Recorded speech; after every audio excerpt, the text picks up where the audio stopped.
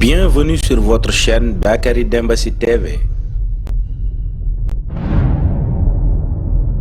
Pour cette nouvelle vidéo, nous allons parler de la politique. Les politiques semeurs de zizanie. Dois-je dire politiciens ou entre guillemets politiciens? Dans un pays où les idées sont bannies, le spectacle privilégié, les discours zappés et les personnages mis sous les feux des projecteurs. Ni de l'insolence. Arrête. Arrête. Plus impoli que toi dans ce pays n'existe pas. Arrête, yo. Yo, maman, nous voyons. Yo, tu as un problème.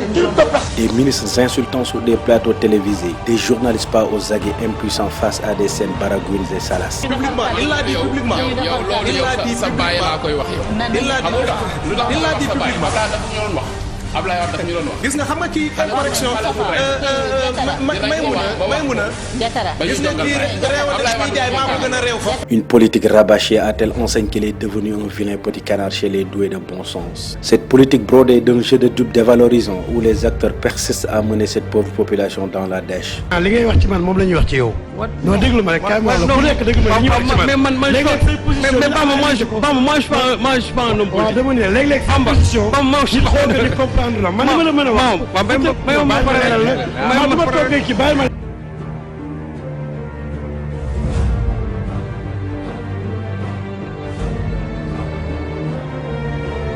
Je puis dire que certains partisans sacralisent des leaders au point de les vénérer. Le parti adverse défend bec et ongle leur vache laitière. En effet, la logique et la raison ont cédé la place aux sentiments. La partisanerie se substitue aux arguments solides. L'ignorance à la pertinence, la violence est devenue l'arme de persuasion.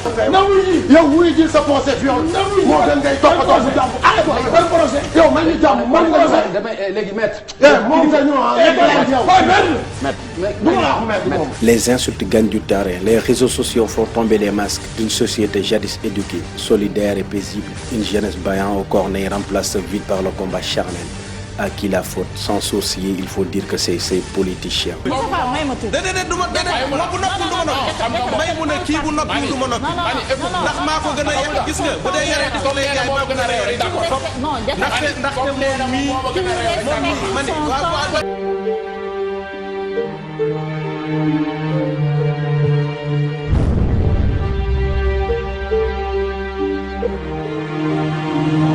Quand arrêteront-ils de prendre en otage un peuple aguerri, innocent et informé? Cette politique de Golo Wachal Gaïndé ne mènera à rien.